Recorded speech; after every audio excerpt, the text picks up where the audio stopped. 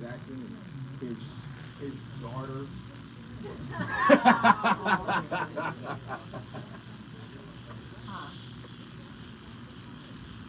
You already know what it is. Yeah, I mean, It's spray down time.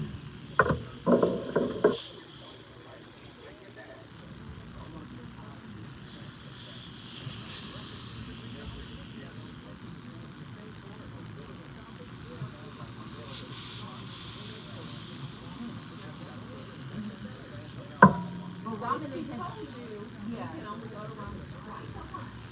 Or this is not gonna work.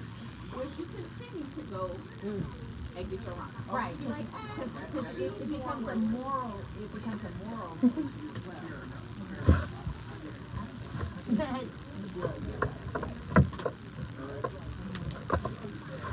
Right, because you're a man,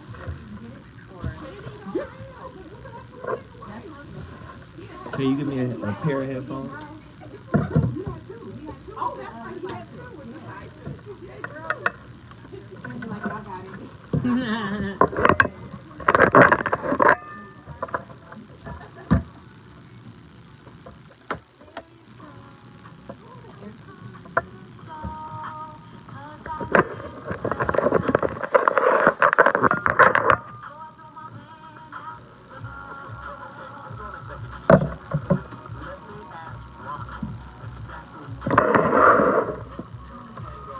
You want ice? You want soda or what? With a soda? Yeah, just a little bit.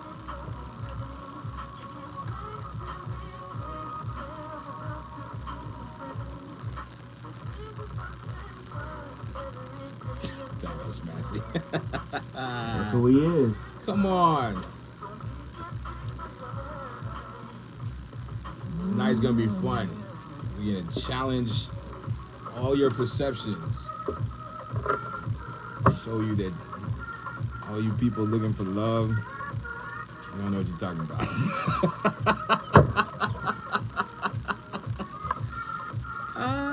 Looking for love in all the wrong place.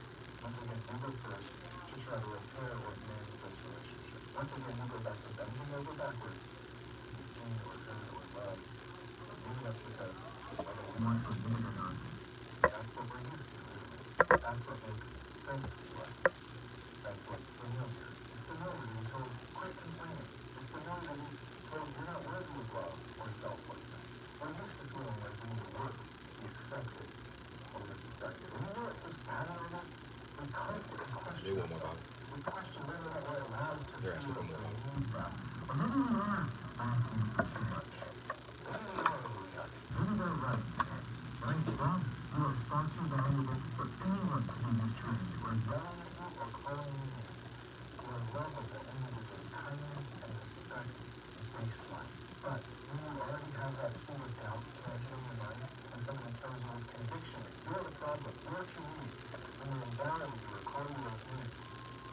sometimes it's really hard not to believe it. Ladies and gentlemen, it's my Friday.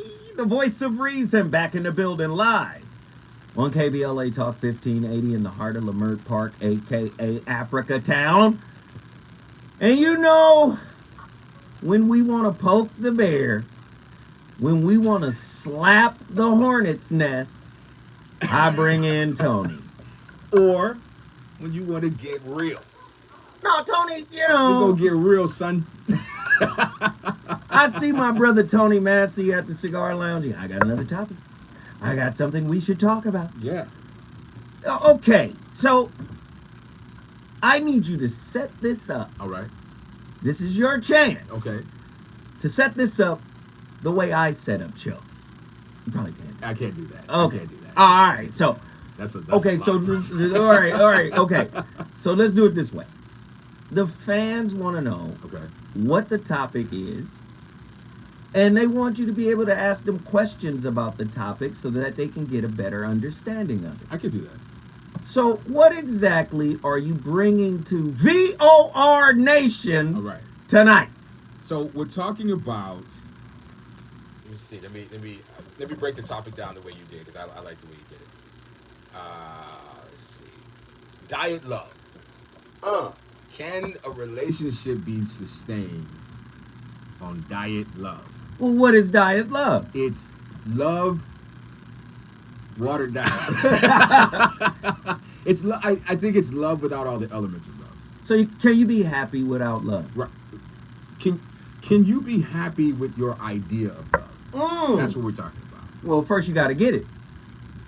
No, I'm saying you got it. Okay. You got the love, because the last time I was here, we talked about, do you deserve what you're asking? So you got it. You got everything you've been asking for. You got it. Mm-hmm. Now, can your relationship survive on your definition, your idea, your perception, your belief, what you think love is? Well, we just talked about being enough. Right. And what you're basically saying is your idea of love enough? That's Yes, that's exactly what I'm saying. That's what I'm saying. Oh. Because I am of the opinion, and I can't wait for your listeners to chime in on this. The idea of real love is there is a real love, right? Mm-hmm. And it exists. Mm-hmm. But I think it's outside of the privy, the understanding. It's outside of the concept of an idea. Absolutely. There we Absolutely. go. So the Yeah. love that we're all looking for is not sustainable because it isn't real. It's satisfying, but not real.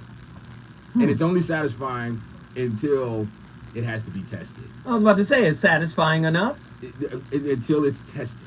So then when it gets tested, Right. That's when we realize we've been drinking diet love. We've been consuming diet love this whole time. but typically we don't discard the idea, we discard the person. Exactly. We keep the idea now. Exactly. Oh, Exactly. hey. So, here's some of the questions. Are you qualified to recognize true love when you experience it? What? I don't like the word qualified. Okay, but see that this isn't fair. You're always trying to Well, Virgoize you asked- spirituality. You ask these Socratic questions, and I keep my mouth shut.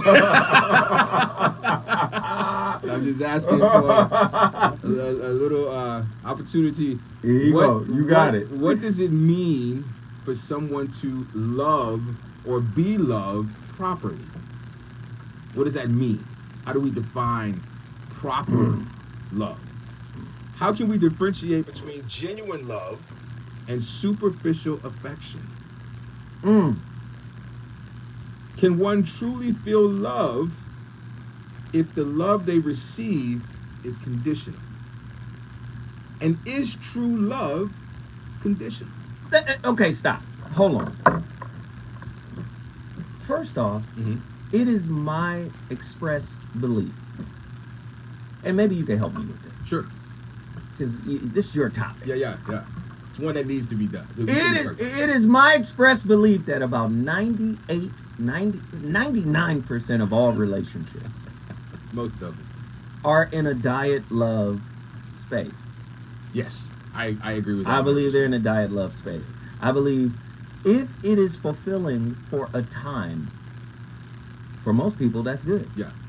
That's all. Fulfilling for a little while. Right. Let's go. Right. Most people are here for a good time, not a long time.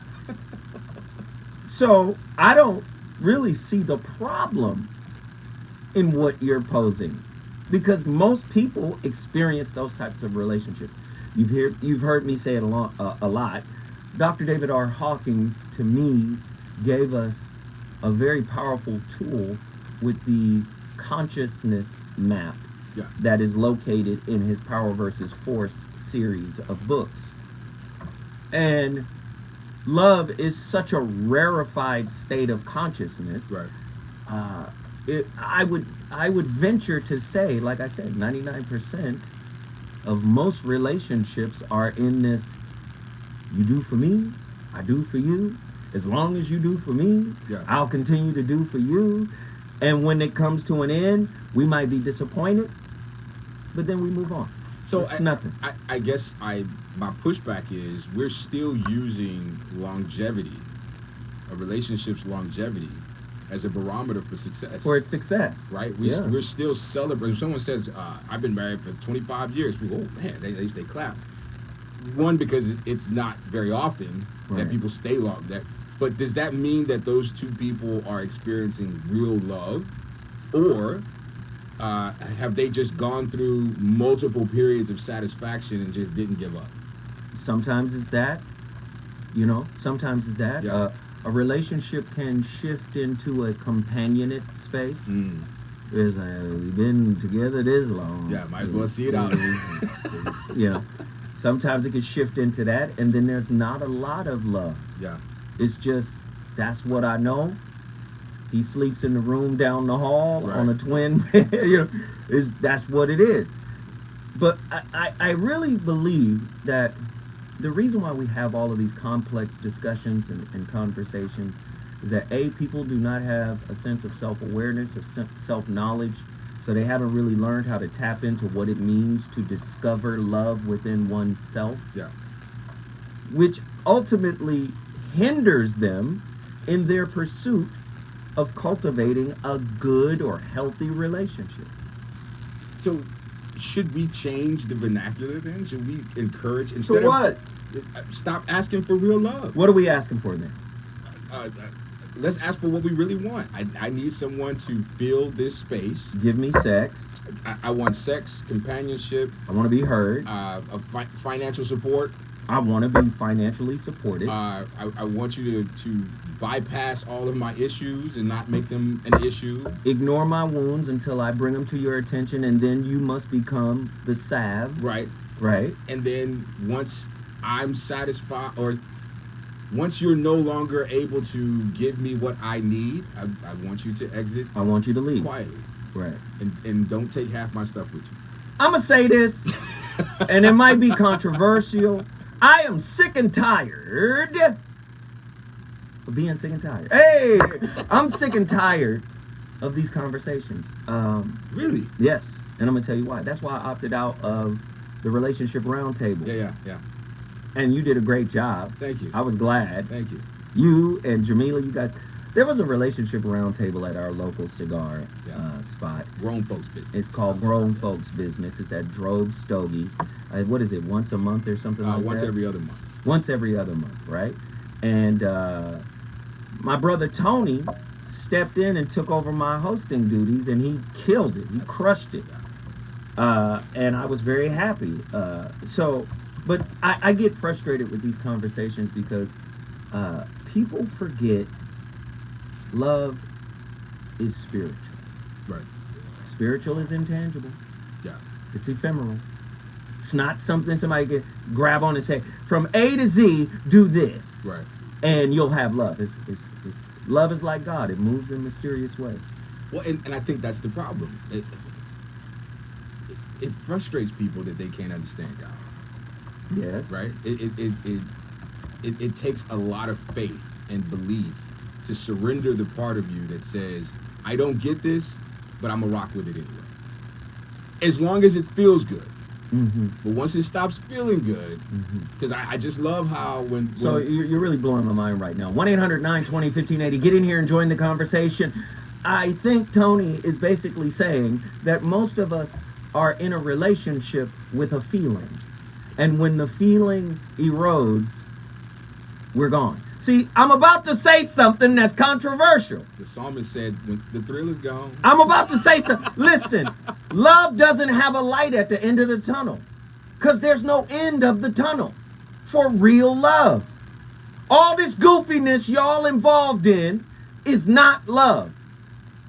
It's your feelings, it's your attachment style, it's your attachment injuries, it's your upbringing. You're dating all this. And when somebody somehow colors outside of your proverbial lines, they're worthy of being thrown away. Yeah. They're worthy of contempt. 'Cause Real love has no ending. I don't think that people. I think the only agape love, the love that you're describing, Mm-hmm. exists between a mother and child, and not every mother. Mm-hmm. But I think that's the closest we'll ever get to. I don't think so. There's no way a man and a woman can go into a romantic relationship and experience that type of love. It doesn't exist. Back to God. Is God infinite? Again, I'm asking. the love that God has for us. I'm just saying the source No, of you're all right. that is it Absolutely, infinite? Absolutely. But it is not a two-way. It's not a two-way Let relationship. me ask. Is God synonymous with love? God is. Okay. Let me ask. Let me just keep asking. Let me just keep asking until I get somewhere. So, are you telling me there are aspects of the infinite God Yeah. that are off limits to itself?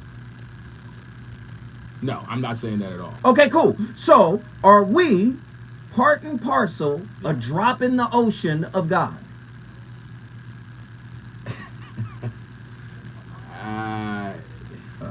Yeah, you see, you getting back in. No, I'm not. I'm trying to answer this question in a way that I do not believe that we specifically were created in the image of God. Well, let's flip it another way. I think Where that does we God created- end and we begin, and vice versa?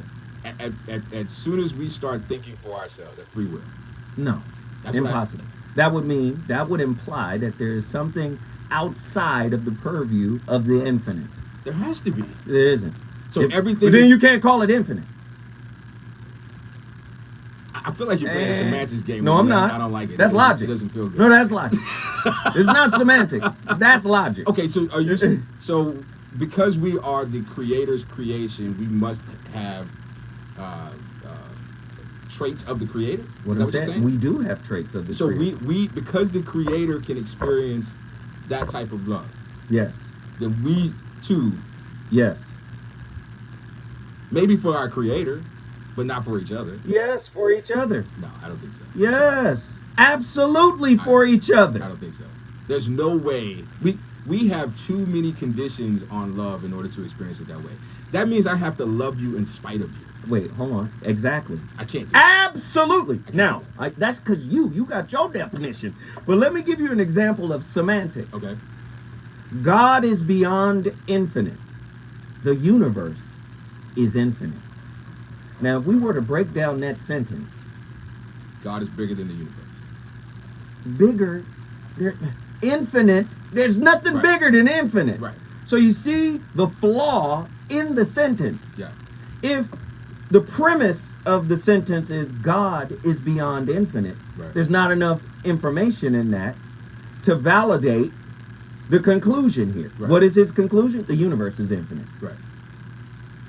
Which by definition is smaller than God, even though it's infinite. even though it's Do you see the foolishness? I get it. Okay, I cool. get it. So some of you sounded a little bit like that. What? Listen, when we come forward, the voice of reason with his brother Tony Massey, we back in the building. You see these? This is called word games. And No, you did that to yourself. No, that was Nah, no. you did that to yourself, brother.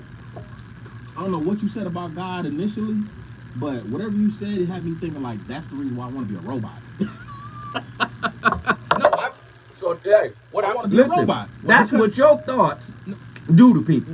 No, but I've You always- got this young but man I've with his always- whole life ahead I've of always him. felt He that want to way, be a though. robot. What I've I'm saying- always felt that way. What I'm saying is, the Because we're God, not gods, though. the You know what God I'm that saying? we know, We are God. the God that we know was We're not like the infinite. though. Yeah, we are. The book says it. no. So why do we have challenges then? Because that's our challenge. I know you don't want to hear it that way. Ask me that question on the air, and I will open up a can of whoop ass in this Okay, moment. so what was you gonna say? What was you gonna say? No, I think that the God that we know Yes. was created in our, because God has all of these human qualities. Most people don't know God; they know a book. Sure, the God that I'm with we, you. the God that we're aware of is jealous, which is a human quality. Anger, which is a human That was quality. a man who wrote that book. Agreed. So the point that I'm making is, in order to, You still can't validate that God wrote that. no, I can't. It was a man You're who right. wrote that. It was inspired, It was, yeah, the but a man inspired still word. wrote it though. That lets you know that goofiness was afoot. Soon as you read some shit that said, "You fucking with another God," I don't play that shit. I will melt your whole fucking town. Right. You know you dealing with a man. Right, You're not dealing with God. right. Come on. I'm a jealous God. Have no other gods before me. Say, jealous God, did you know that I didn't know that there were other gods that existed until you said, have no others before you? Get the fuck out of here. Goofiness is afoot. I agree. And my question is, why did you create these gods if you ain't want them? Then that. Right. Yeah. Say, ain't you in control of everything? So who is the God that you're talking about that we have these qualities like? we gonna cover that. Yeah, okay. Let's cover that. You gotta ask those questions. Yeah. What is the question? Who is the God? Who is the God that you're speaking of that we share these qualities with that allow us, that permit us to experience this type of love? And this conversation is based on the fact that what? We're different than God? We are infinitely. Okay, cool. And I think it's in poor taste. Hmm? I think it's in poor taste to suggest people I'm not listening. can elevate to a type of love that you're talking about. I'm being realistic and telling these people that your love is trash, and that's okay. I can't hear you.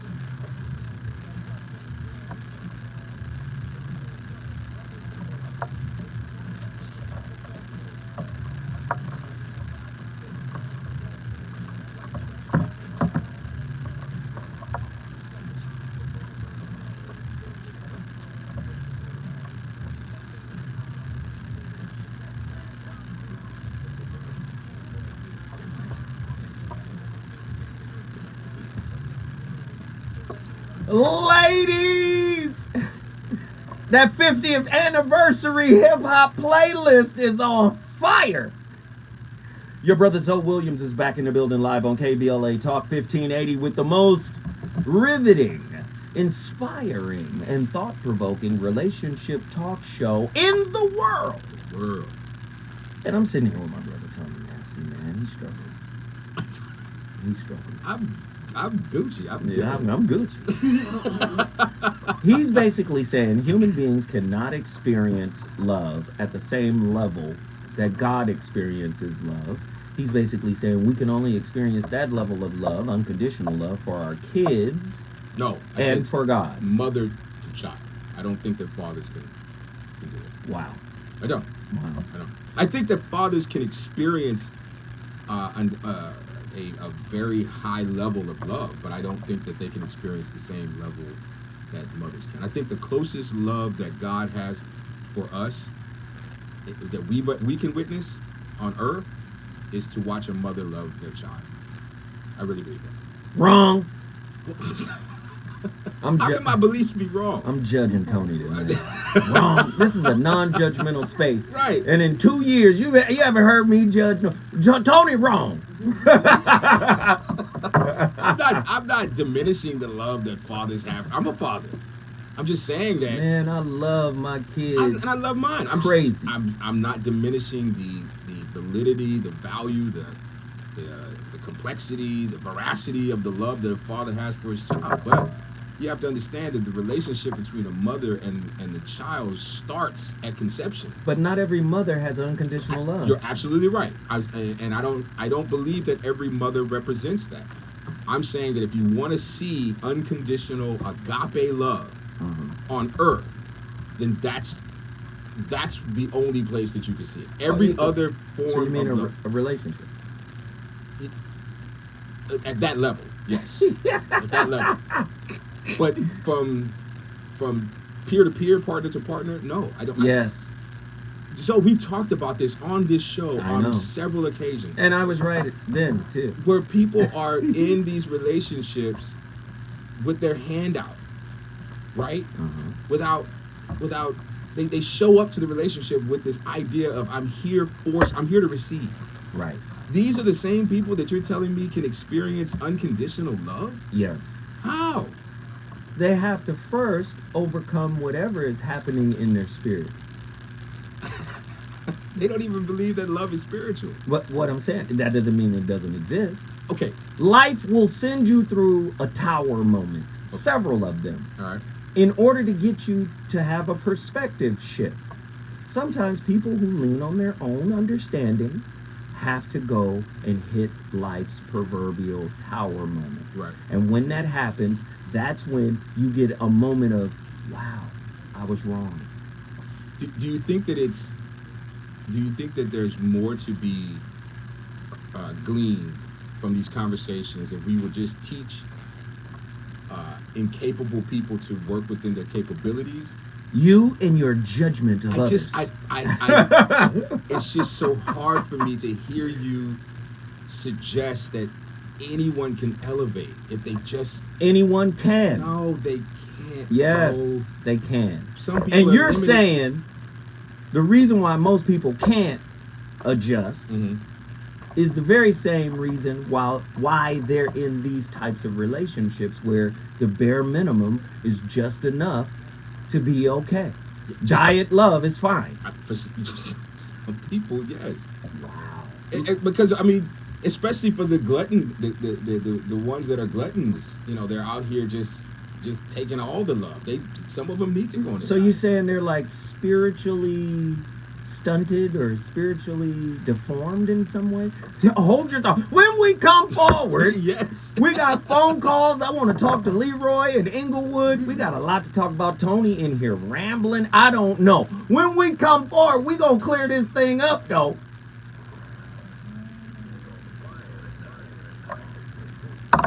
High five on Fridays. Oh, you like The them? slaw is slawing. And the pork is pork. That's not pork. That's turkey. Hey, was the music playing, guys? Could you guys hear the music? Good, 'cause it tastes like pork. Not one pig had to die for those slaps. Yo, was the music playing, guys? Could you guys hear the music? You like that. You think it does a lot. I love that. Where you buy that from? Whole Foods? No, from those Asian markets. Oh. They always have that. Which one you go to? Like K-Town or something? K-Town, what's the other one? The one by Sam's Club on Artesia. Oh, okay. So it's that way. Yeah. Oh, yeah. Mm-hmm. And you start going towards Cerritos, there's a lot of them. Yeah.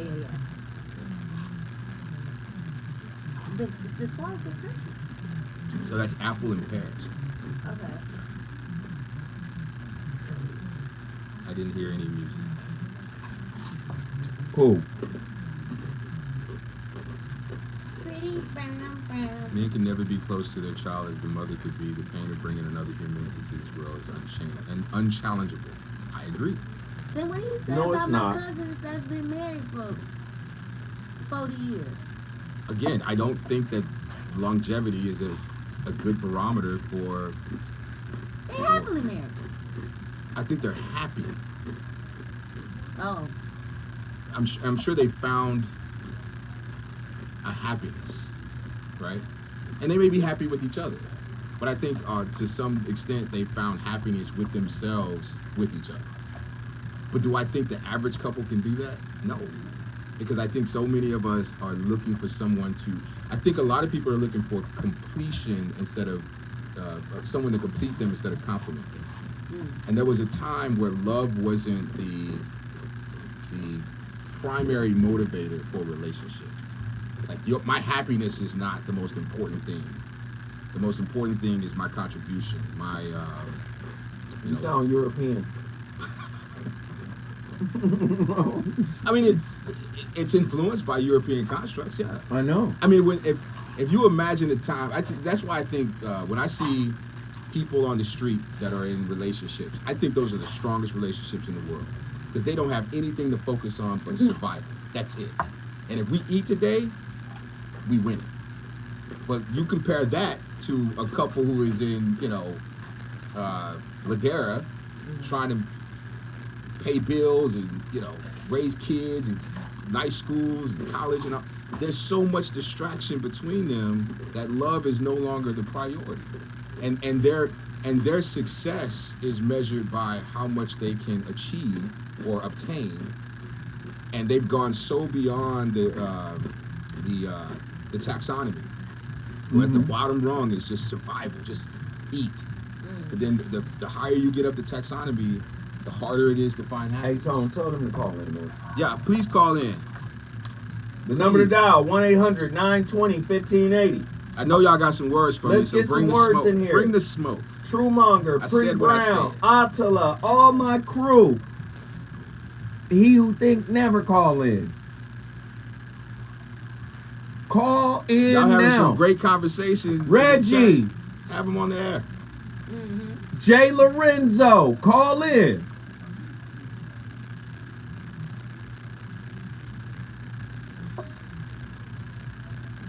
Where my man Heru Ali at? Diggy 1D, Katina. What up, Katina and Zinga? Unity is the key. Where's JT? You said when Tony talks like that, that makes me not like his point of view.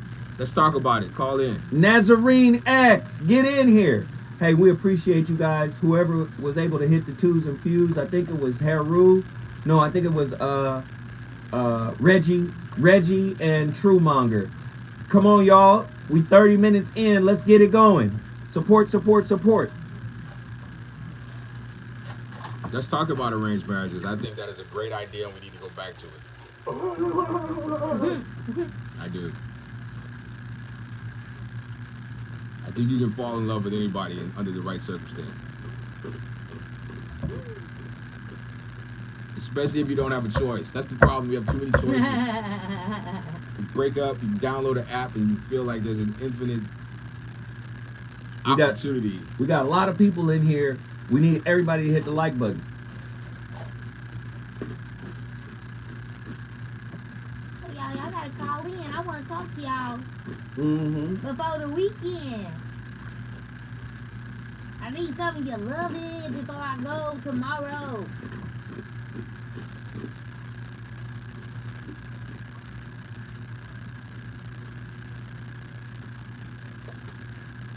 What do you think about free women and men in jail? It's ridiculous. And it proves my point. Here we go. Okay, Man.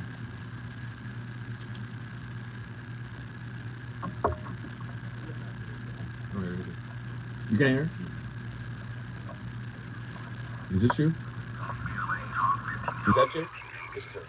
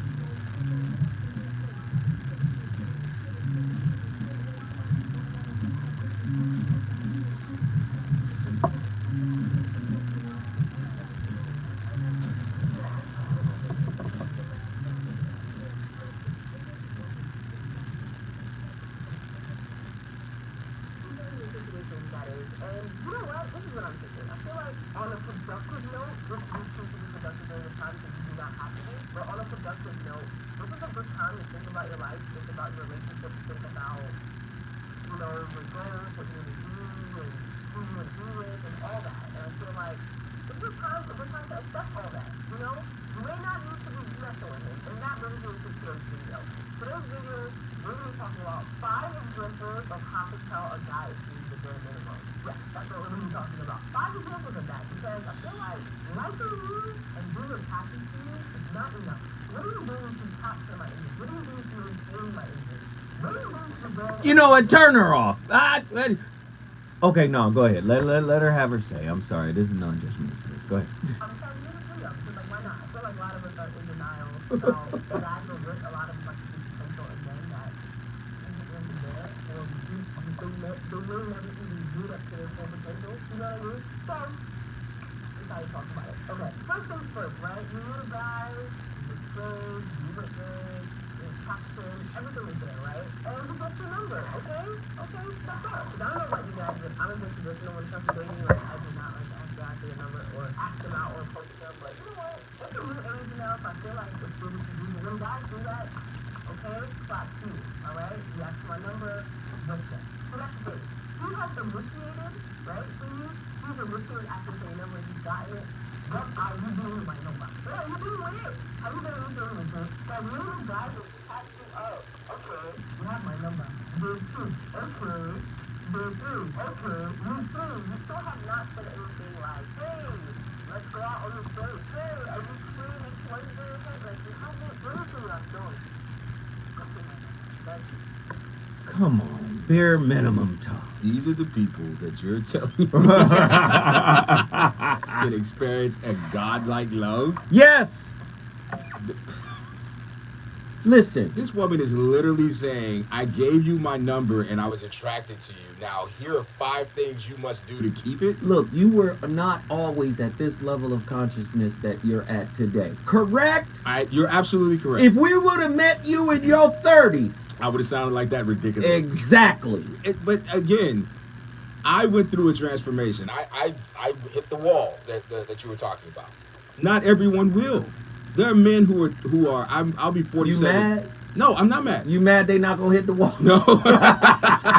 I'll be 47 next week. Okay. And I'm telling you, there are men who Who are senior to me, Mm-hmm. who will listen to that and think that's good advice. That makes sense.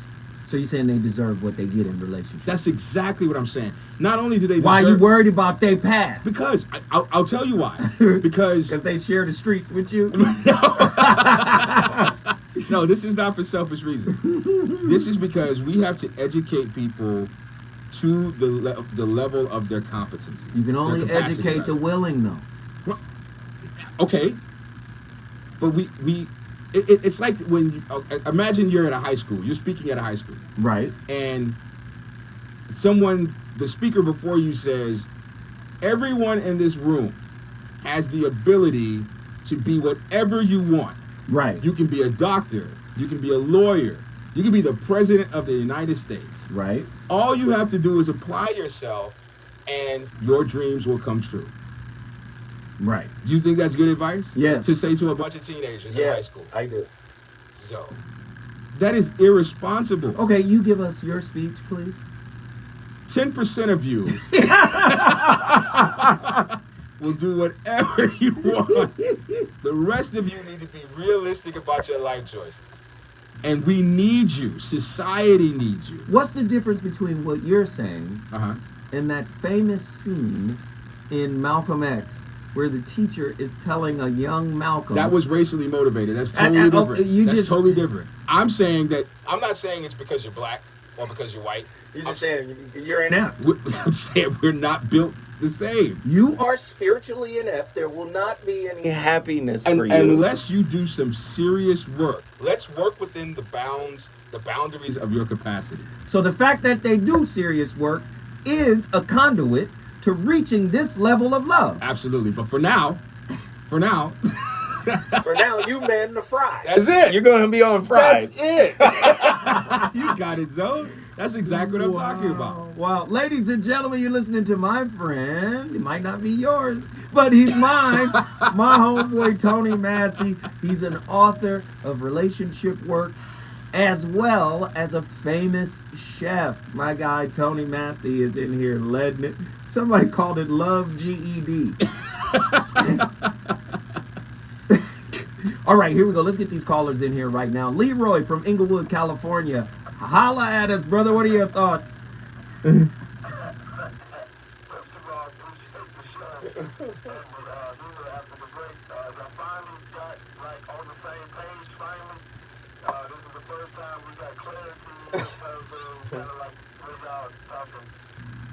want to make a statement and then ask a question. Is that all right, dear brother? Yes, sir. That's fine. With listening to you first again, it seems like y'all having a separate conversation.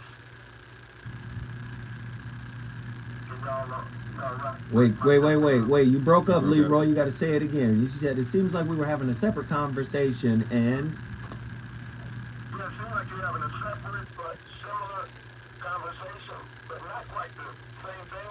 But when you came back from the break, like just now, commenting on that woman, seems like I got on close to the same page. So thank you for that. I want to make a statement and then ask a question. The statement I want to make is in terms of definition.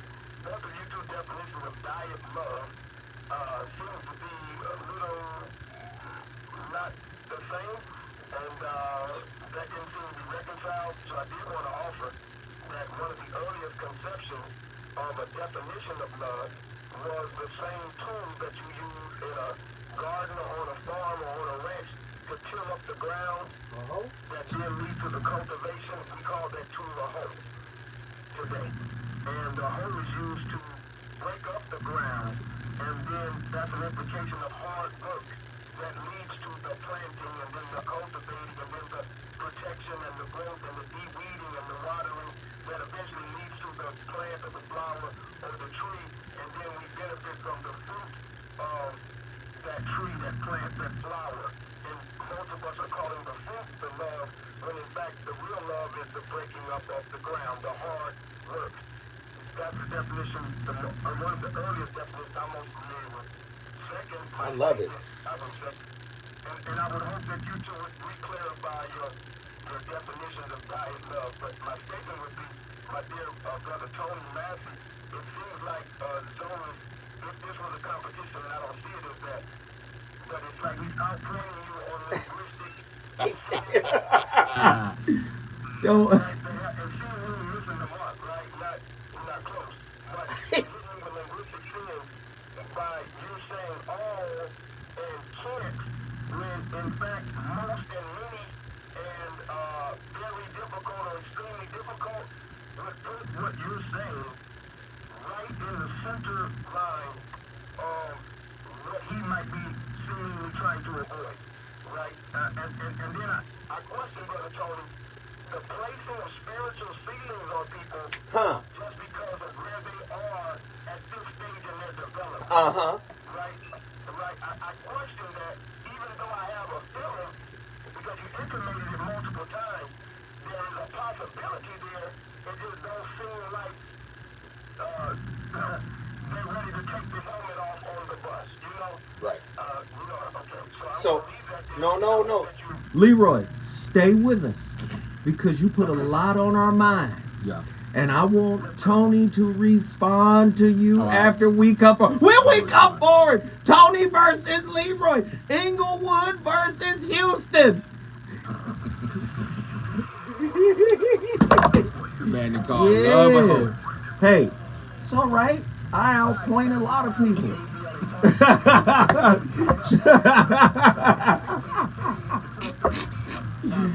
Now, if he said the opposite of that, would you co-sign it? No. So he's pointing on the right. Right. Hilarious.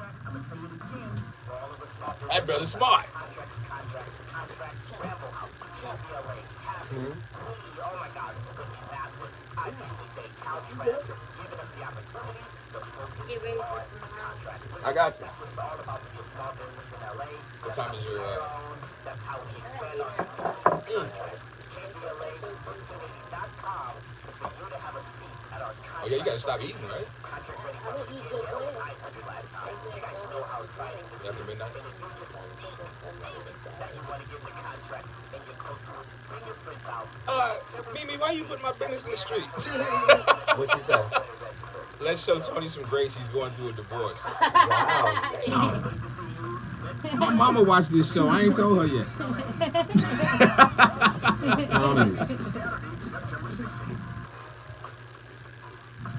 Hey, Dad, how do airplanes fly? This is not a competition. It's a discussion. See, that's the problem. Where y'all in competition. You want a competition, and this is a collaboration. Trying to get to a point here. Trying to elevate. And this is why everybody can't, because y'all too busy cheering on the competition. Safe gun storage saves lives. Learn how to make your home safer at endfamilyfire.org. That's endfamilyfire.org. Brought to you by End Family Fire. Brady and counseling. My mom has decided to learn to paint, and she's good. My dad's now into creative proceeding and I already put on 6 pounds. Learning new things comes with age. My mom, she's It's only free from the shackles of matrimony. There weren't shackles. Does it? I enjoyed my marriage. Just didn't work. Early detection gets you and you love going time to plan for the future. Learn more at Sons of Alzheimer's at science.org. Brought to you by the Alzheimer's Association and the Ad Council. And I'm not going through. I've Gone through.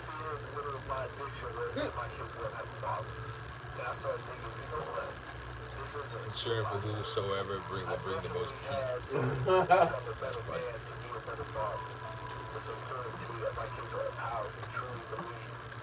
Coming live in 10 seconds. That's dedication. Leroy. Club after record with Health and Human Services and the Ad Council. You know you want some more.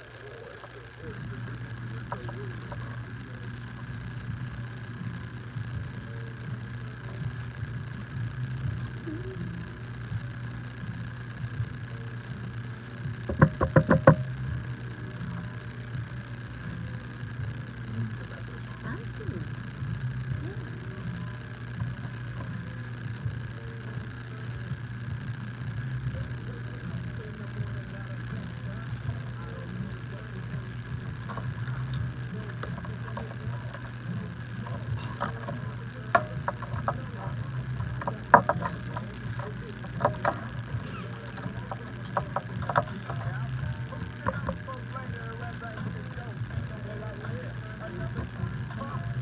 Gotta go.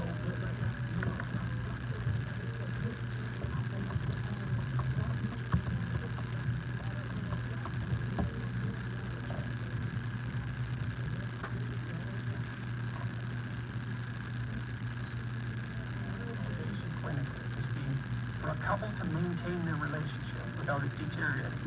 They have to spend 90 minutes a week together talking about their lives, about how the house is run, about what they've all been doing, to keep their stories caught up, right? And then they need to spend at least one time having a date. And 2 is better. 1 is necessary. 2 is better. You can't aim for a lot more than that because, you know, life is very busy. And if it's going to be sustainable, it has to be realistic.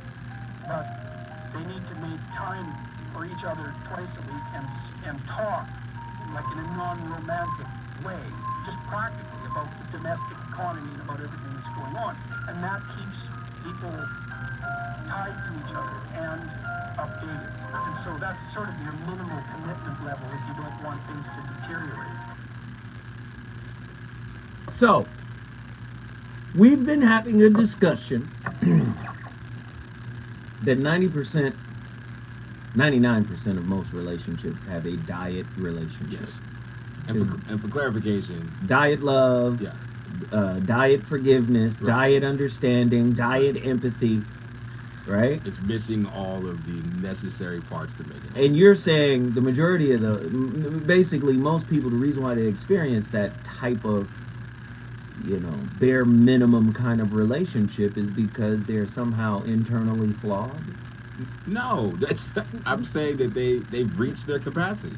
All right, I need you to answer Leroy's question. I would love to. Leroy, Inglewood, Leroy. back in the building. Sir, that was a powerful question you delivered to us. And I want Tony to answer it. Tony, answer Leroy's question. I will answer his question. What was the question? Who's the master? You don't remember the No, I question? remember the question. Yeah. I'm First and foremost, a clarification of diet. your definition of diet love. That's A. Okay. I think you just gave that, but it sounded more like you were saying malnutrition, malnourished love than actual diet love. But that's I don't want to be picking at straws. I mean, splicing ears. But the real question in this sense for you would be, or something to address, I would say, is this.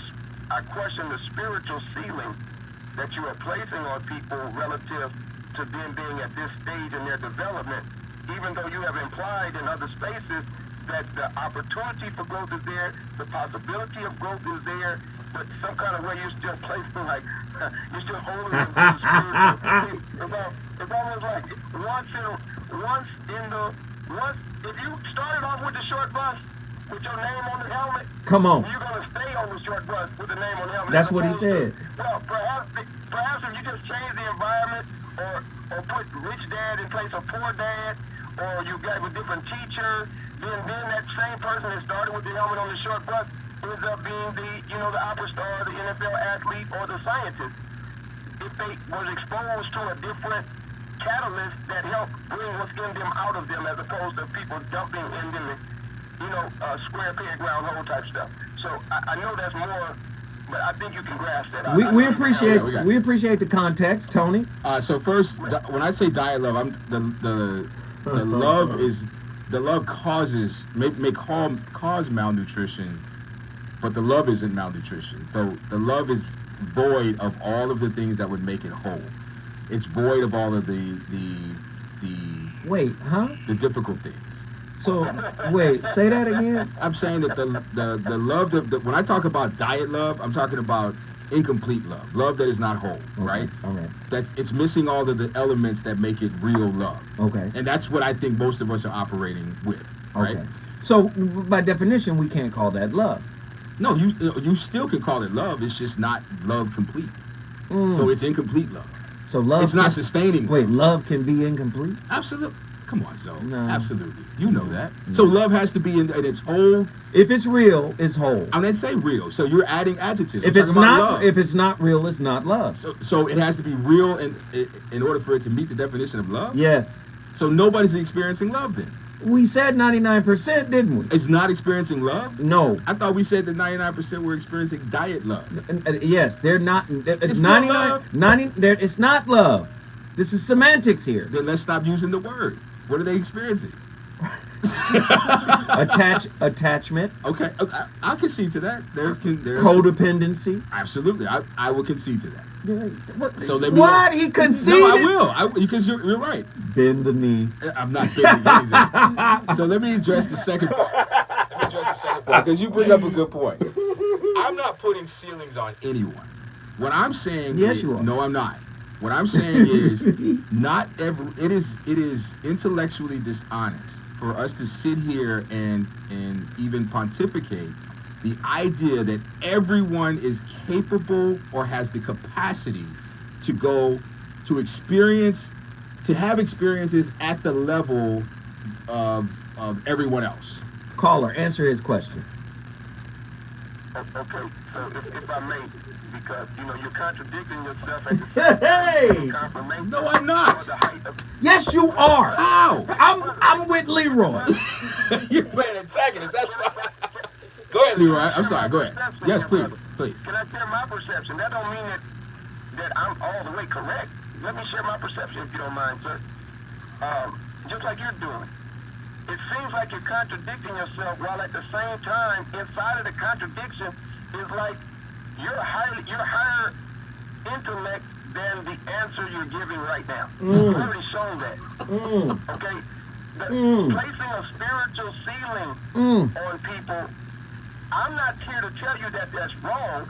I'm saying that it's limiting to people who, if they had a different type of teacher, a different type of exposure, a different type of catalyst, then they could literally transform by the renewing of their mind. Exactly. And if I had, If it is true like what you said, if Sexy Red and Sukiyana with this old ratchet strip hop madness Wow. can then come into the light of Shahrazad Ali and Susan Taylor and Joy DeGruy Leary and Queen Afua, and then in 9 months after that level of exposure turn into somebody radically transformed, different and new, then you would say, oh, wow, Sukiyana is not just, and Sexy Red is not just, but they have graduated towards the goddess. Man, you better speak on it.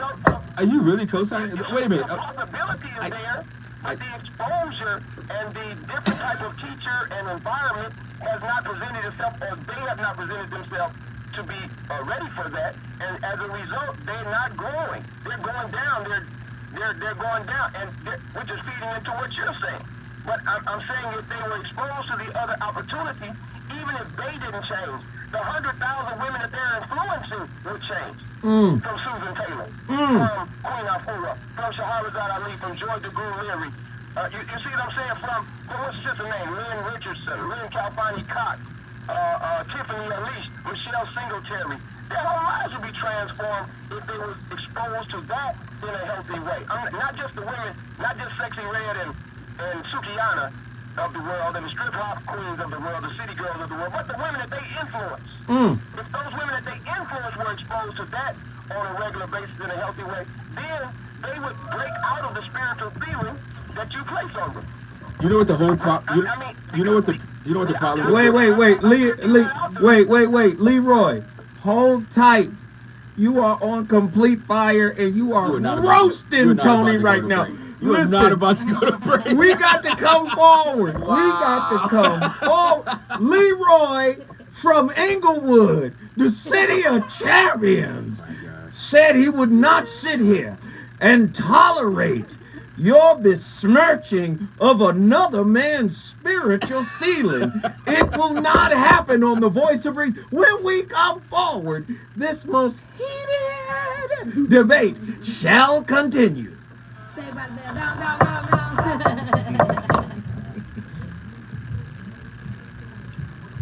Ha ha! You getting cooked, Tony. I hate to see it. Really? I The stove isn't even on. What are you talking about? You are getting cooked. You know that I'm not. Somebody said, fight back, Tony. Get out of there. Throw in the damn towel. Throw in the towel.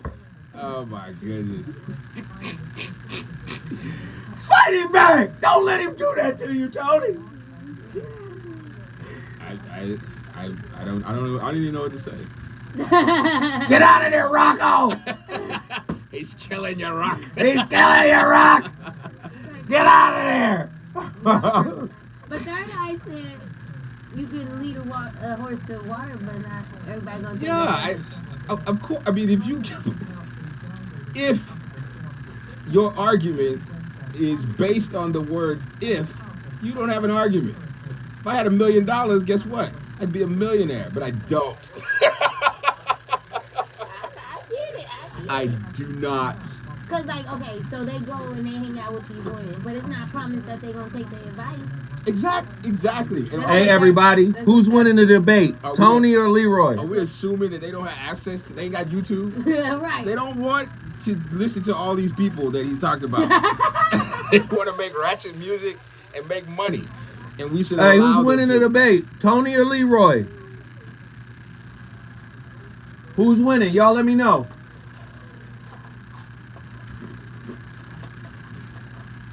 Oh, this is funny.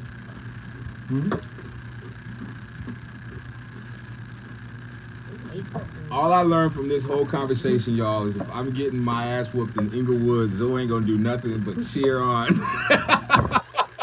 the dude that is beating me up. At no point did he jump in and say, Tony, I got you. Tag me in, Tony. Nothing. He just sat there and pointed and went, aha. It's messed up. Is this your king?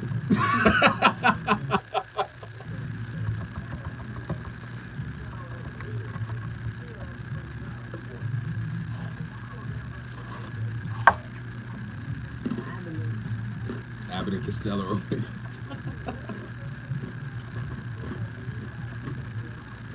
Ocelot.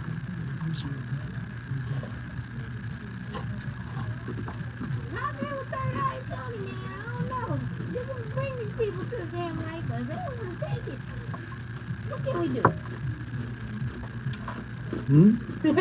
You can't.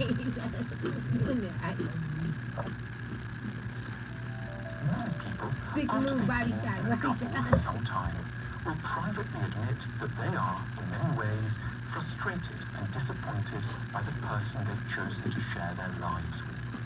If pressed for details, they will have no difficulty coming up with a list. Their partner, they might complain, is too loyal to their irritating family, or doesn't share their views on the layout of the living room, or never wants to go on camping holidays, or plays tennis every Wednesday evening no matter what, or doesn't like Moroccan food, or doesn't share their enthusiasm for 19th century Russian novels, or has a habit of adding actually to every second sentence when it's actually redundant. As the list gets longer, they sigh. They still love their partner, and they long to be happy together. It's just that it seems impossibly complicated to make this relationship work. What's driving the frustration is not that they've sadly fallen for an idiot as a mate. It's rather that we have all inherited needlessly complicated ideas of what a relationship is supposed to be for. We are told that love is meant to involve the almost total merger of two lives. We expect that a loving couple must live in the same house, eat the same meals together every night, share the same bed, go to sleep and get up at the same time, only ever have sex with, or even sexual thoughts about each other, regularly see each other's families, have all their friends in common, and pretty much think the same thoughts on every topic at every moment. It's a beautiful vision, but a hellish one too, because it places an impossibly punitive burden of expectation on another human.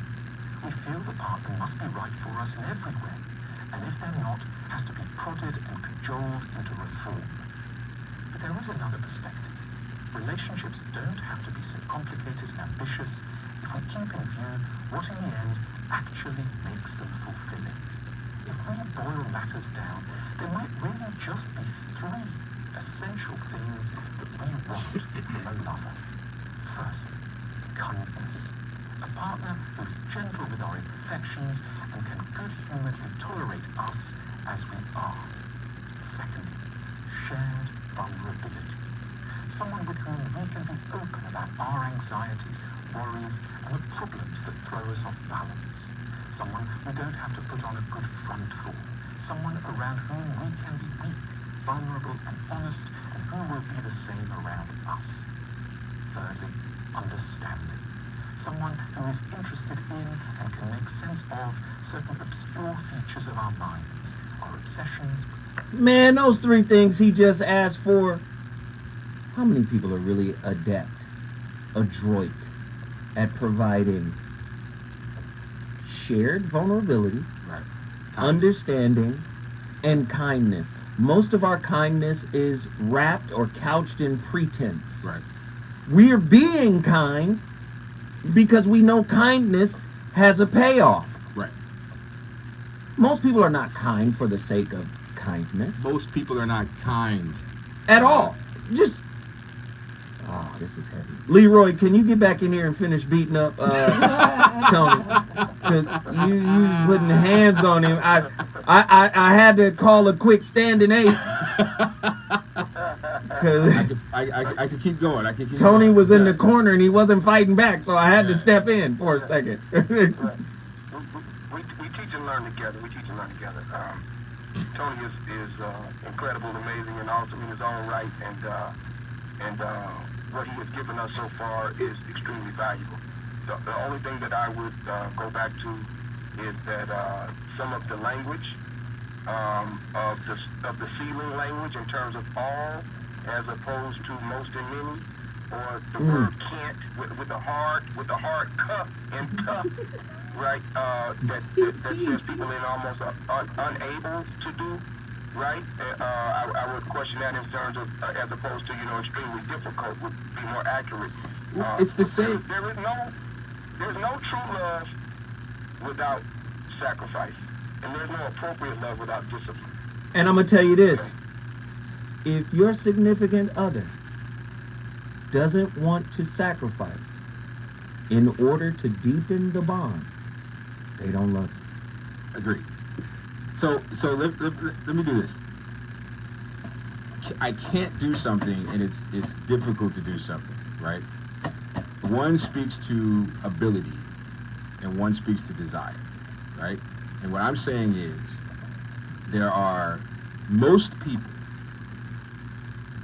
can't do things because they lack the desire, and because of that, they never achieve the ability. They never achieve the competency.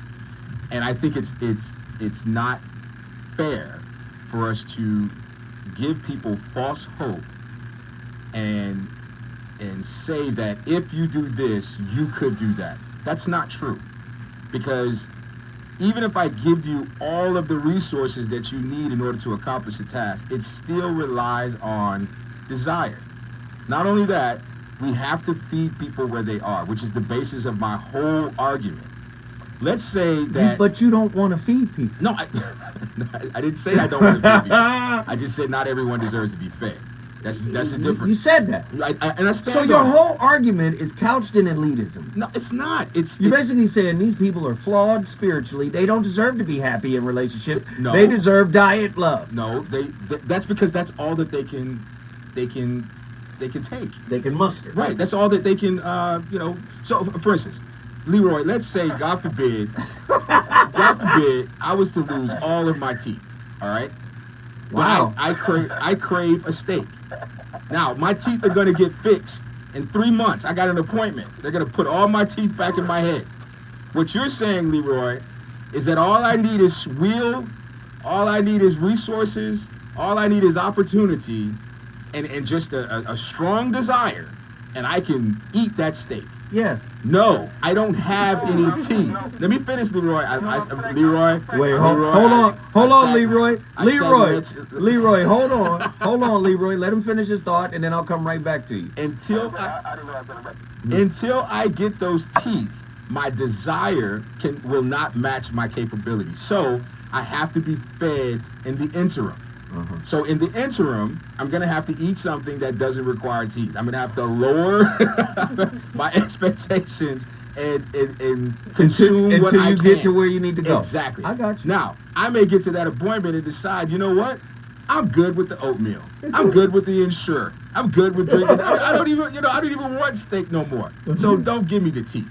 Does that mean I no longer eat? No, it means that I have made a decision, that I have reached the zenith of my capability and my desire, and that's where I need to stay. You telling me you can do more doesn't do anything for me if I don't believe it and I don't want it. So that's what I'm saying. It is intellectually dishonest to tell people you can achieve an agape love. So you're saying most people deserve diet love?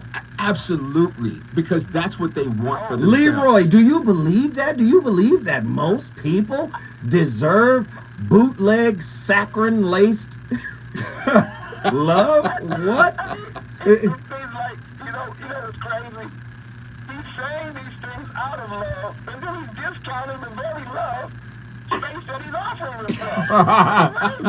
I'm being benevolent, not loving.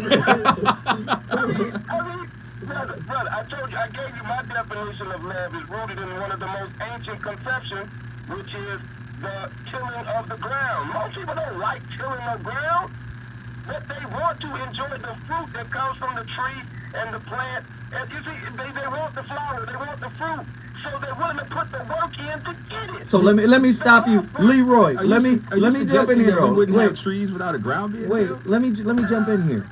Leroy, you're saying, which I agree wholeheartedly, you're saying from the oldest, most ancient concept around love, meaning it's a garden tool, used to till the ground. You're saying love is really rooted in sweat equity and sacrifice. Come on. And Is that what you? and labor? That's what he's saying. Yeah. Sweat equity Yeah. and sacrifice. Right. I've been saying it for a long time. By the way, Tony said the same thing, by the way, in different words. While disagreeing, while at the same time disagreeing with us, but that's fine. Right, exactly. So are you Your mind is a whole statement. okay? Do you think, Leroy, if we take your definition of love, do you think? Not my definition of love. Okay, the definition of love. Do you think No, that? no, no. The most ancient definition of love I've been able to find. All right. Well, however you want to describe it, brother. You described several of them, and most of them were deficient. The ones you described. Okay, the one we're going with is the garden hoe, the garden hoe love. Are we good with that? Yes. Okay. I would say the tilling of the ground. Let's say the tilling. The tilling of the ground. We will use that. Now, let Leroy give us some air to respond. Hold on, Leroy. You know, Go ahead. Do you think that every person has the capability and the desire to go through the process that it takes to experience that type of love?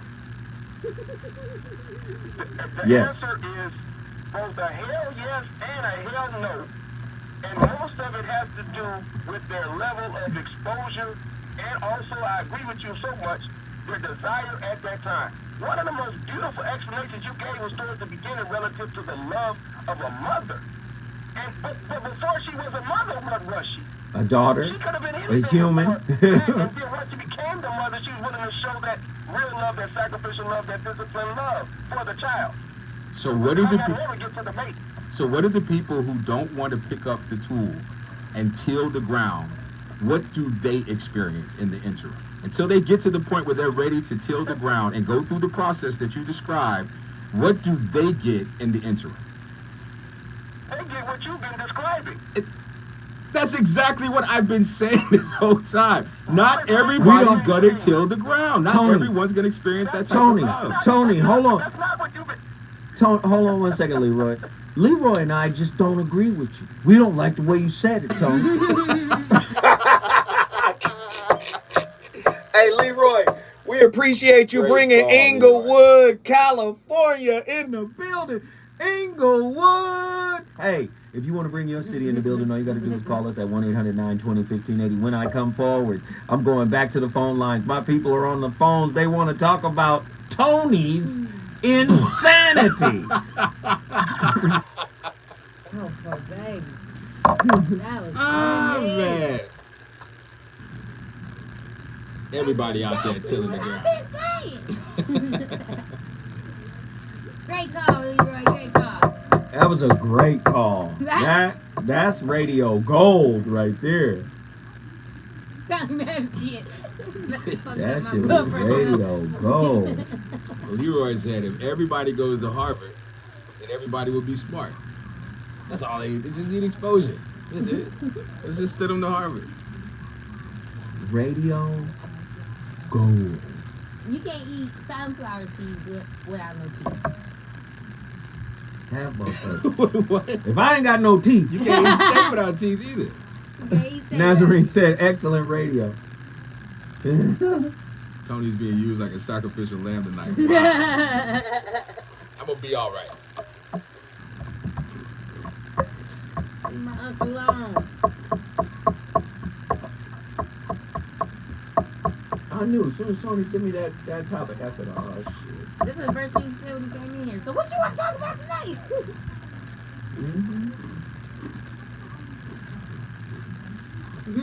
That's exactly what I said.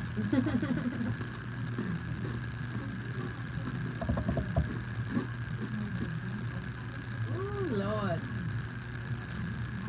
I'm not an LA man, Mimi. I'm from H-Town.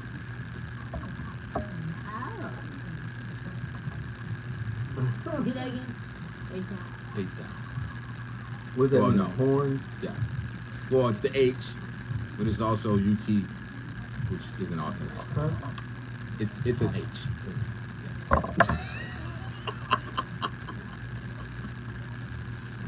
Huh? You from I'm from Dana. Dina. Dina Love. I was in Pasadena last weekend. Loved it, didn't you? I ate at this great spot called Magnolias. Yes. On Lake, South Lake. Yeah, Mm-hmm. it was really good. I had the crab cake, egg Benedict. I was there for brunch. Woo. It was really good. Pasadena's it's hot up there. It's hot. I got dressed for The beach? Playa Yeah. and drove up there. I was like, It was like 100 degrees. This is wasn't it? crazy. Yeah. Dena's different. There's nowhere to park anymore. This shit is brilliant. Ah. Who'd you go to brunch with?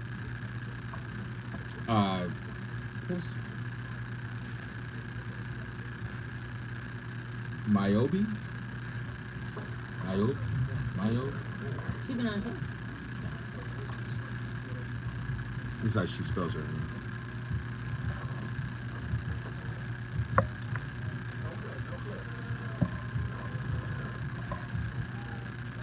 She been on show.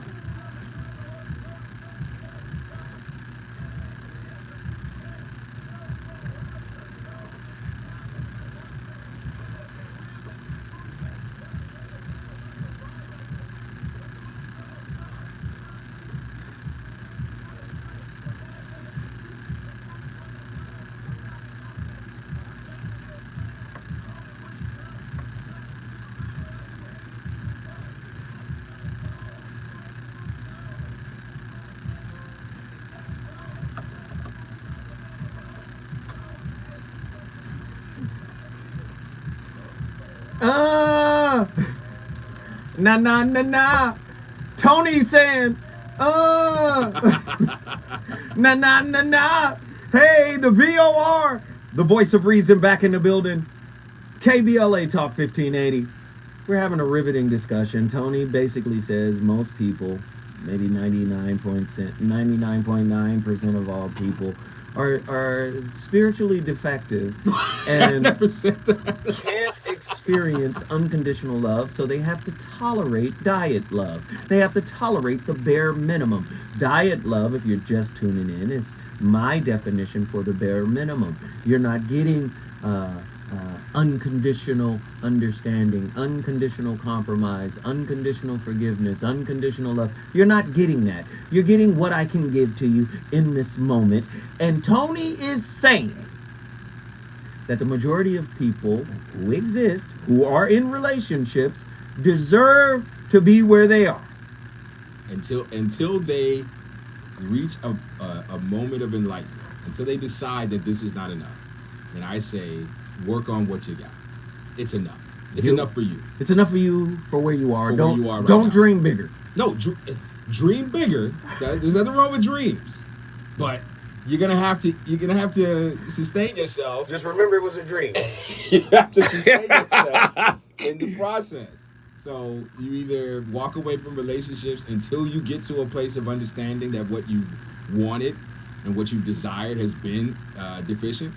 And it isn't that there aren't any good men out there. It isn't that there aren't any good women. It's you. You're the problem. Yeah. And it's your definition of love. And that definition has been tainted by what you witnessed growing up. Mm-hmm. It's been tainted by social media, by marketing, by advertising. All of these things, you have allowed all of these outside influences to formulate your idea of love, which is not sustainable. It's not even desirable, but it's what you keep asking for. Do you agree or disagree with my special guest, Tony Massey, author of several relationship books? What are the names of those books? He's also a top-level chef, private chef. If you want to book him, he's the guy. Yeah, What's the name of the books? A Man's Guide to a Successful Affair. Ooh. Unsolicited dating advice from an unqualified source. Ooh. And like Boaz, how modern day men can use the example of Boaz in courtship. Here we go. We got callers on the line. They all want to talk. Let's get them in here. Mimi, Jacksonville, talk to us.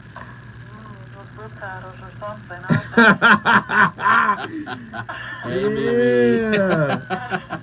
Hey, Zoe. Hey, Tony. Hey, everybody. I just want to say, you threw me off with the book titles, but I'm back. Wow.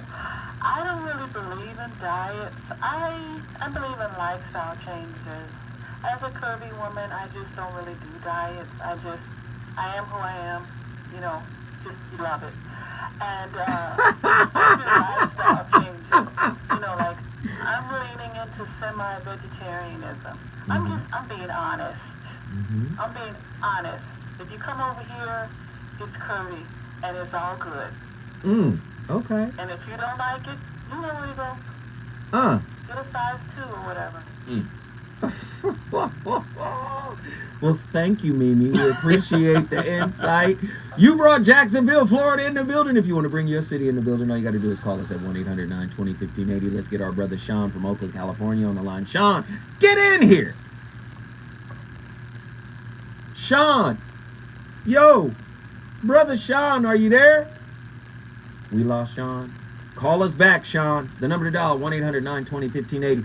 If your call is dropping, listen, call us back. The number to dial, 1-800-920-1580. Let's get Q from Los Angeles in here. Q, talk to us. My brother, bless you for the run of you and all the listeners. Bless him, brother. I have to agree with brother Tony. Tony. The brother is right on point. A lot of people want to believe in the Romeo and Juliet kind of love that has sold to the artists indoctrinated into that concept. The brother Tony is right that not everybody has a desire or the ability to go through those process has been defined by society. But it wasn't defined by the divine creator. It's society that has said that you have to do this, you have to do that, you have to do this. Now, love is an instant thing. You don't have to go through that. That's how society has defined their concept of love as Romeo and Juliet. So I have to be agree with the brother Tony. On this subject matter. Brother Q, we appreciate the call. Long time no hear. Call back anytime. You Q we gotta go, Q. Holla back at you, dog. You ain't got questions for Q? I ain't got no questions for Q. Great call, Q. Thank you for calling in. Great call, Q. Thanks for siding with Tony. But I ain't buying it. No, he's right. He's right. Yeah. Again, I am petitioning that we stop calling what 99% of what people are experiencing in relationships. I'm petitioning that we stop calling it love. And I will sign that petition. I will second that. It's not love. It's selfish. But it's the best that most of us can do. Wow. It's the best that most of us can do. Wow. Because we've grown up in a society that has not prioritized love. So you said most people have a palate for Swisher Sweets. Yes. And not cigar. Absolutely. Now, okay, that is a great analogy, Zoe. That's what you're saying. So imagine, Zoe, I walk into the lounge with a friend, right? And I say, yo, Zoe, this is my partner, and I ask you what you're smoking. Like, we always ask that question, what you're smoking on. And you hand my friend, because he's my friend, you hand him one of your coveted, one of your good, the ones you got to go up to the back of the humidor and get. Yes, right? Right. And you hand the cigar to this gentleman. He takes 2 puffs and puts it down and then walks away after a long conversation because he's not accustomed to wasted it. He wasted it. Ruined it. Ruined the cigar for you. Would you not have been better off just giving him a swisher and not trying to elevate him past his level of comfort or readiness? That's what I'm saying. So, but now if he wants to learn about cigars, then that's another process. Yes. But where he is right now, he's not ready for the Olivas. He's not ready for the Monte Cristos. He's not ready for that. He needs a swisher. He needs a swisher. He needs a Black and Mild. That's where he's at. A Live Optimo. He'll be fine. Ladies and gentlemen, you're listening to the Voice of Reason. We're going to give you a tutorial on how to have a Black and Mild styled love. You don't need an Arturo Fuente love or a Padron love. All you're gonna do is waste it. You're gonna waste it. You're gonna waste it. You don't know what high quality loving is. And there's nothing wrong with learning about it. But I understand that your appreciation for anything is limited to your capability to engage in it. So that's how competency works. So this is what I want people to do. I want people to go out and buy this book. The book is called The Eye of the Eye by Dr. David R. Hawkins, MD. The Eye of the Eye. And when you buy that book, I want you to go to chapter 17, page 328 to 329. I'm sure you can read one page. It says something very profound. Q called in, Leroy called in. A lot of people have a misconception of love. There's a misnomer, right? They don't understand what it is. You get in a relationship, it feels good.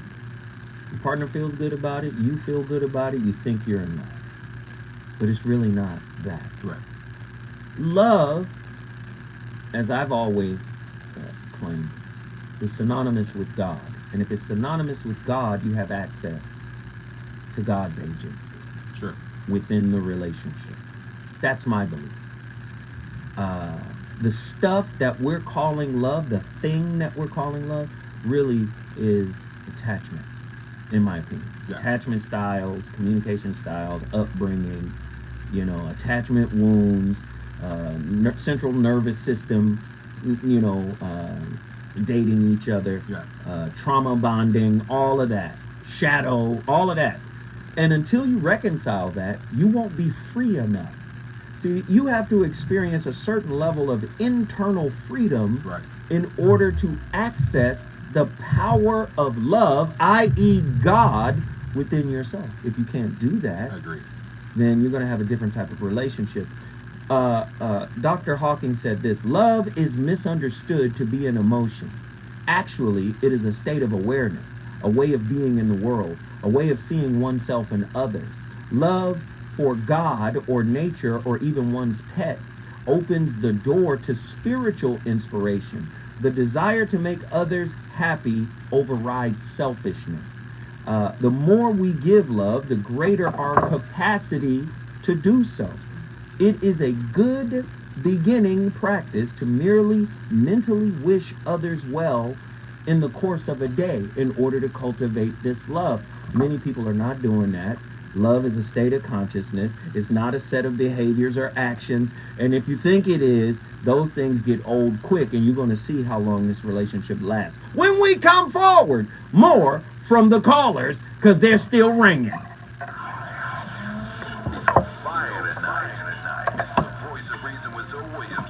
I like that. Yeah, we cooking. Yo, we only... Listen, man. The eye of the eye.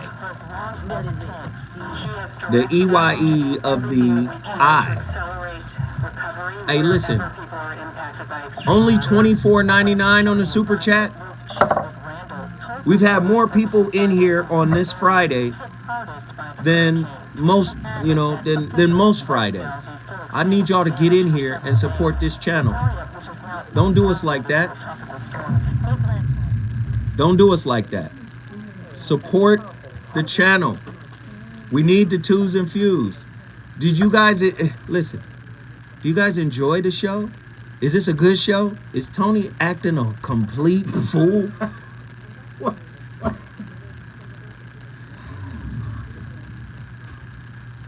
No, it's going to be next week. I'm doing a Bible study show. Really? Yes. From the actual Bible? From the Bible. I'm doing a Bible study show. I got to see that. I'm finna act a fool. I got to see that. I'm finna act a complete fool. Have you chosen chapter and verse yet? No, watch. I'm finna act a complete fool. Hey, support. Everybody hit that super chat. Drop $5 on the super chat. Tone, let me know if they do it. I got you. Matter of fact, I will lead the charge. Oh man, you ain't got to do that. You're a guest on the show, brother.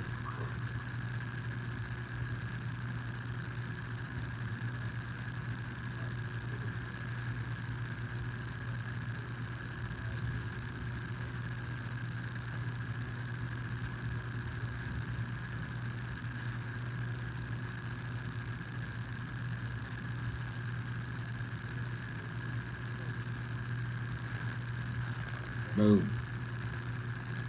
Now all y'all with something to say about me, get like me. Put your money where your mouth is.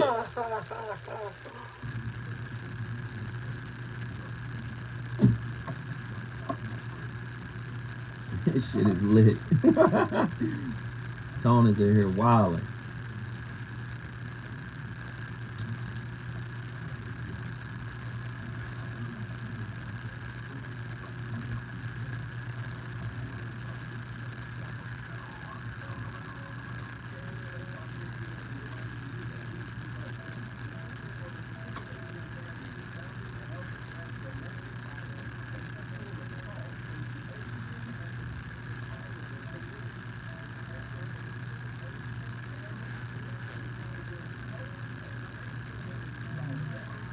There we go.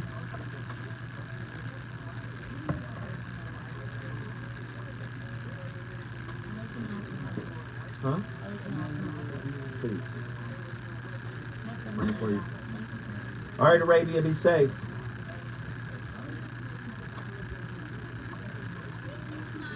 Hey, man, I appreciate y'all.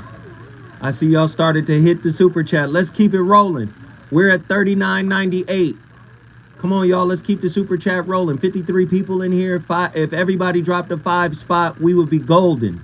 Can everybody do it right now? I need everybody to do it right now. Hit the super chat. Hit the super chat. This is a $5 challenge. If you're enjoying tonight's show, if the content is entertaining, informative, if you're enjoying it, please, please, please follow Tony Massey's lead. Tony dropped $4.99. Y'all jump in with the brother, man. Jay Lorenzo, thank you, brother. Hey, shit, I ain't mad at Attila.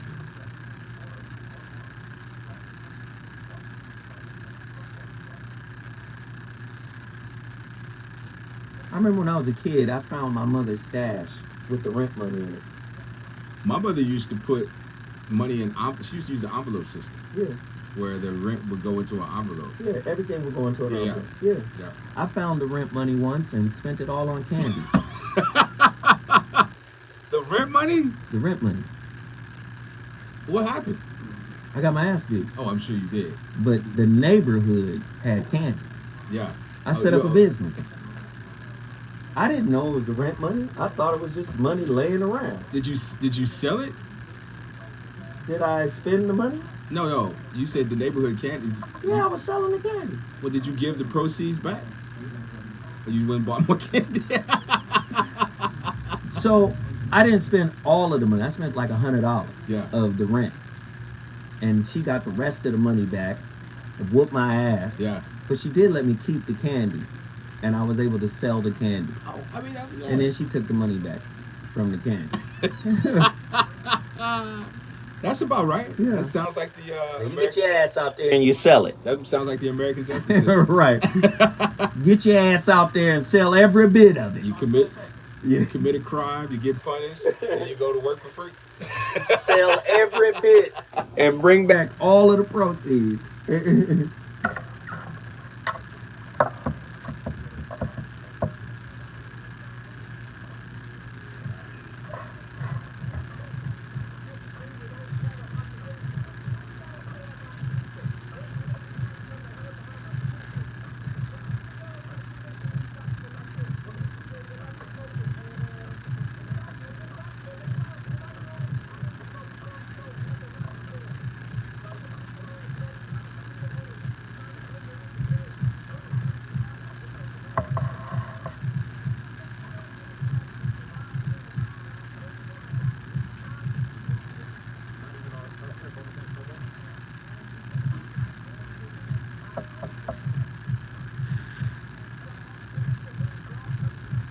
Ladies and gentlemen, friends and family, the VOR back in the building. We've come full circle after having come forward. Tony Massey, tonight's topic is a heavy topic, man. It's good stuff, though. It is. Tony is basically saying, you guys, until you do the work, you don't deserve the fruits of love. Yeah, that's exactly what I'm saying. And I want to address this real quick. I understand that my language is harsh, and I understand that I'm not using empathetic tone and delivery. No. But I believe that that's what's wrong with these conversations about love. We're trying so hard to placate people, and we're trying so hard to focus on their feelings. At some point, we have to just be real with people. You're not... And say what? You're not doing the work. You don't deserve what you think you want. And that's okay. But who are we to say that to them? People who have... Okay. I'm not an expert of their experience. We're not, but we have done the work to go beyond the superficial, right? And I think that once you ascend to a certain level, however far your ascension is, you have a responsibility to reach back. But in reaching back, you have to be realistic about who you reaching back to, and if they're able to come with you. Some people have to stay where they are, and that's fine. But this idea that everybody can go. That everybody can go. Everybody shouldn't go. Like the Bible, 144,000. That part. It's 10 billion people here now. And it's been that way since the beginning of time. But I'm in the defense of the people who wrote the Bible, 144,000 seemed like a lot of people. So Tony is the prophet of relationships, and in his book of Revelation relationships, he's saying he only taking 144,000. No, I'm just saying the word billion didn't exist until the 80s. Like, we have to adjust for inflation. Oh my God. Let's get these callers in here. Sean, Oakland, California, get in here. Hey, brother, another great show, great callers. You know, here's the thing, and you can totally disagree and debate this through the end of the world. You're missing something. What love is when you have a child being born. I don't care who you are on the face of this planet. When that child is born, I don't care if you're a good person, a bad person, a kind of weird person, or a silly person, or a whatever person. That is love. You will never, unless you're a really bad person, unless you're like one of these people that don't care about anybody else, when your child is born, you are completely in love. And you can go ahead and tell me about what you think about that, but I'm telling you, when that happens, you are completely in love. And you should be, because that is what you did along with someone else, and and they could change the world, or they can make the world not good. I mean, my whole point here is that I think we're missing a point about the fact that love, that particular thing that we all talk about, oh yeah, it's real. It's real. And so when you have a child, bring them into this world, then you know what love is. There you go. There you go. He done told you, Tone. He done told you. Hey, Sean, we appreciate you, brother. Thank you for bringing Oakland in the building. That was town business. He not playing with you. Ain't nobody playing with you right now, Tony. Sean just described what love can be. But the idea that every single person who brings a child into the world experiences that is erroneous, and you know that. is erroneous. It is.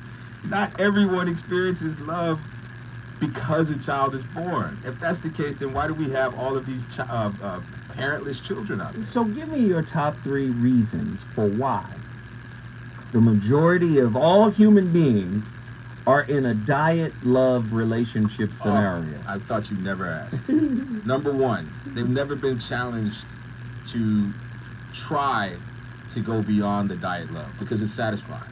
No one's ever challenged their idea of love, and so they accept that their idea of love is love. And the idea that I have to do more to experience more is a difficult concept for I think most people. In my professional life, I'm a trainer. I'm a training professional, and when I tell you the ability to achieve competency in any given task is a very difficult one if the person who is performing the task doesn't believe that they can do it. The only way to verify the transfer of knowledge is you either know something or you can do something. But even then, you have to believe that it's possible, right? So the first thing is you have to have you have to believe that it's possible for you to experience. Number 2, you have to be exposed to it. Now, one thing I do agree with Leroy is that exposure is the number 1 thing that prevents us from getting where we want to be or where we could be.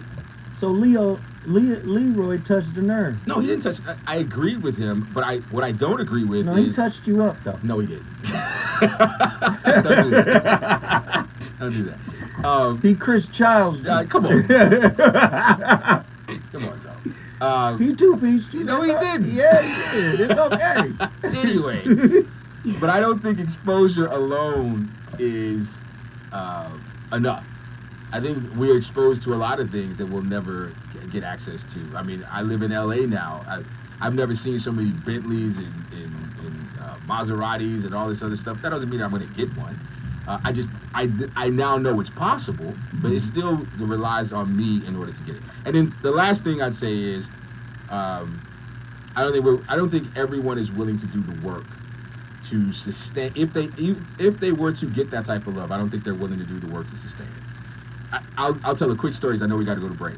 The first luxury vehicle I ever bought was a Lexus GX70. It was a Lexus SUV, right? And I was so proud that I could afford that truck. And I drove that truck everywhere, and windows down, music up, the whole 9. And then it was time for the first oil change.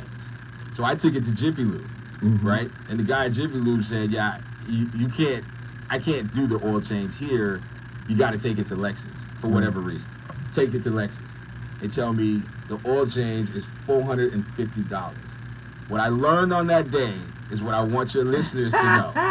Just because you can afford something doesn't mean you can afford to maintain it. Yeah. When we come forward, we going to Atlanta, Georgia. The phone lines are still popping. Let's do it.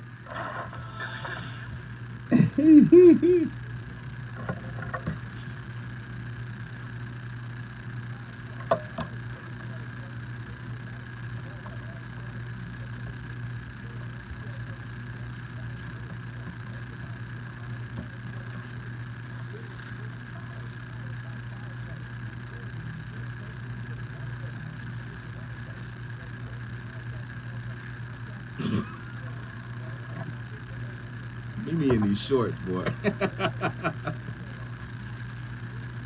Thank you, Mimi.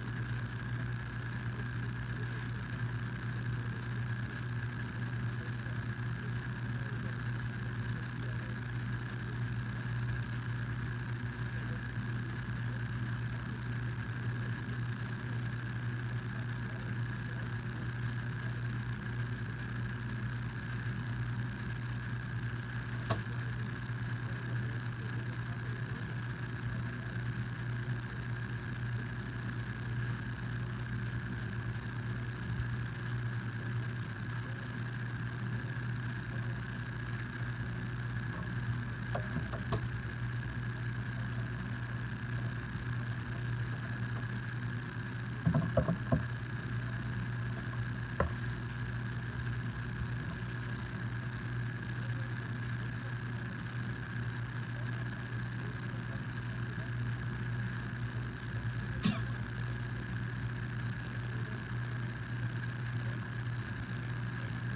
of trying to learn and grow, it's about being right. I don't think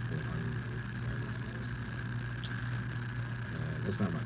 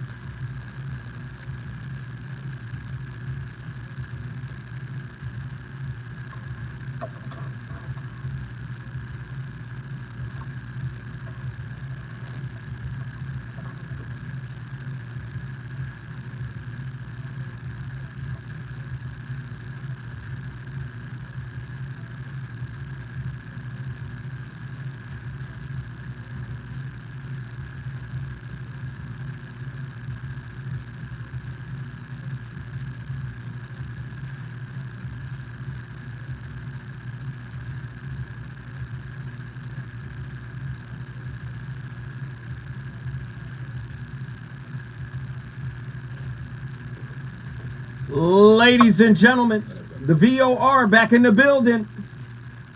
My brother, Tony Massey, is in here. And, you know, he been on one all night. He's basically saying, buckle up, get ready for mediocrity. You're not putting no work in, you're not putting nothing in, so just get ready. Get ready for regular love. Diet love. That's what you're telling us, right? Good enough for me. Absolutely. It's good. Why would I ask you to take on more than you're capable of appreciating? Wow. Why would I do that to you? That's not fair. Why would I do that to the person that you're in a relationship with? And if anybody should be co-signing what I'm saying, it's women. Mm-hmm. Because I think that because women tend to mature faster than men, I think at least for some women, not all, they get a glimpse of the love that we're talking about a lot sooner than men do. And I think that if we can elevate them, you know, at that point of understanding or at least awareness or even exposure, then it'll elevate men as well. Mm-hmm. Because most of the time men will rise to the level of expectation that women have of them. You don't get anything because you don't expect anything. Interesting. Oof. Ladies and gentlemen, Nazarene X has to join this discussion from Atlanta, Georgia. Nazarene X, get in here. Hey, yo, man, y'all been on fire. Per usual. Look, I'm going to do it like this. Pardon me if I misquote him, but again, just paying attention to my brother Miles Monroe. I heard him put love, or provide a simple definition of love, and he put it as being motion and service to benefit someone else. So it's tied into sacrifice and giving freely, but I believe that real part of it, the thing that differentiates it from being any kind of lesser version than the full love, is the fact that within itself, it is not a selfish type of act and whatever doing or state of awareness that you're carrying. Even in times of nature, I believe that was a great premise to lay forth, that y'all spoke to earlier. In terms of nature, I believe, as you said, Brazil, with God being, or love being synonymous with God, I also see nature being synonymous the same. Mm-hmm. So in nature, even with gardening or tending, when you watch the seasons and all of that, I believe one of the tasks, if you will, of the farmer is to give back the first fruits of your crop to nature itself. Not necessarily to consume it and worry about getting your direct nutrition, but again, it's just that giving of thanks for what not being appreciated and immersed in the entire experience as it is. So I just think when you're doing something that's true to yourself and it benefits someone or a larger way of life or a larger community than just you alone, then even in discovering yourself and tapping into your purpose and seeing how you can benefit others through doing what you feel called to do in that sense, those type of things are where the real love is sourced from. So those type of things you nourish yourself by just simply being a part of, you're nourishing others, and those that are in alignment, they can be nourished by that just the same. So everybody else, I don't know, it's this whole you don't deserve it type of thing. It's mad funny when you really think about it. But it is just the awareness, like, who's to really call it? I think it's just drilling down on, like, all right, so what's this relationship about? How are we relating in the first place? Sometimes we'll even skip past that part. Go ahead, I'm sorry. What's up? No. I think that so many people, and I'm reading the chat and I'm listening to you, so many people are so caught up in the word choice, worthiness, deserving, whatever. The reality is that if you have not completed or at least started the work to recognize. Well, what is the work? The work is self actualization, mm-hmm. right? If you're still looking outward to get your needs met, then no, you're not worthy. Because here's the thing, and you don't deserve love, because what you're doing is you're asking someone to fill a void that was created by you and can only be filled by you. So do I really think you deserve to be put into the wild and impact other people's lives? No, you are a ticking time bomb. You are toxic. You need to do the inner work first. Most of the people looking for love don't even love themselves. So yeah, I say the word deserve, and I know it sounds harsh when you say, well, you don't deserve it's harsh. Because we think that everyone deserves everything, but not everyone does. So what's the point of a meritocracy if everybody gets, the same? So Dr. David R. Hawkins says it this way. He says, the more fear we have on the inside, the more our perception of the world is changed to a fearful, guarded, guarded perspective. To the fearful person, this world is a terrifying place. To the angry person, this world is a chaos of frustration and vexation. To the guilty person, it is a world of temptation and sin, which they see everywhere. What we are holding inside colors our world. Yes. If we let go of guilt, we will see innocence. However, a guilt-ridden person will only see evil. The basic rule is that we focus on what we have repressed. Now, this leads what you guys are saying right now is lined right up with that. Yeah. This is what the average person is experiencing. Absolutely. Nazarene X. Great call. Yes, sir. What's your final? You got 20 seconds. Wrap it. If our relationships and that breath were really about loving someone else, then I don't think arranged marriages would have had such a great impact. I believe the society that we live in has destroyed the family structure itself, so part of the environments that we're typically brought up in, they don't call for us to ask these questions of ourselves, but gratefully we have shows such as this one, The Voice of Reason, where we can all come through open our minds, open our hearts to soak up this game, apply this wisdom. This has been a fire show. I appreciate y'all. Straight like that. Thank you, brother. We appreciate it. Thank you. Tone, your final thoughts, my friend. My final thoughts is if you truly want to experience love in the way that it was designed to be experienced, then start with yourself.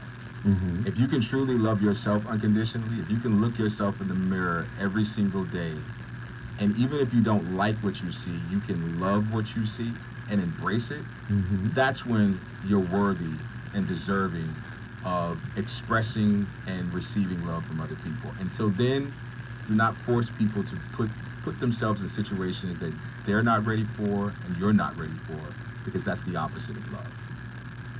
Boom. Ladies and gentlemen, I'm Zoe Williams, and I agree with absolutely none of what Brother Tony is talking. That's not true, because I'll be back.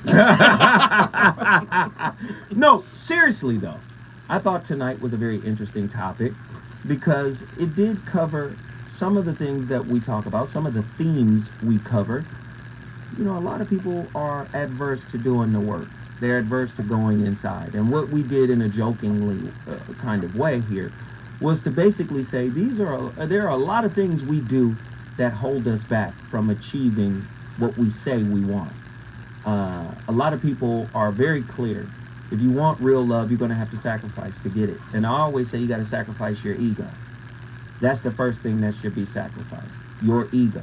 It is your ego that keeps you fearful. It is your ego that keeps you selfish. It is your ego that keeps you, wanting to win every time, right? Win every argument. And trust me, love is a fruitful state of consciousness, and it's rarefied, but it's worth it. Absolutely. We started the conversation. It's up to you to finish it. I'll be back next week with another slew of topics. Up next, you already know what it is, Jill Monroe. You better RSVP with her to get all the info. We appreciate everybody for tapping in and tuning in. I'm the voice of reason. I'll see you next Monday. Boom. Great show. Yes, sir. All right, y'all. Appreciate y'all.